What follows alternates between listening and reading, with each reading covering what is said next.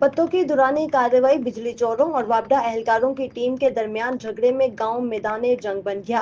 बिजली चोर और उसके साथियों ने वापडा टीम पर हमला कर वापडा एहलकारों को जख्मी कर दिया। वापडा की गाड़ी के शीशे भी तोड़ दिए। नवाही गांव सराय मुगल में एसडीओ और रेंजर्स के हमरा वापडा टीम बिजली चोरों के खिलाफ ऑपरेशन के लिए पहुंची, तो एसडीओ वापडा के मुताबिक ट्रांसफार्मर से डायरेक्ट कुंडियां लगाकर बिजली चोरी की जा रही थी।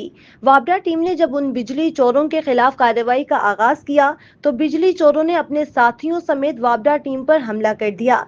इस हमले में बिजली चोरों ने वापडा एहलकारों को शदीद तशद्दुद का निशाना बनाया और वापडा की गाड़ी के शीशे भी तोड़ डाले।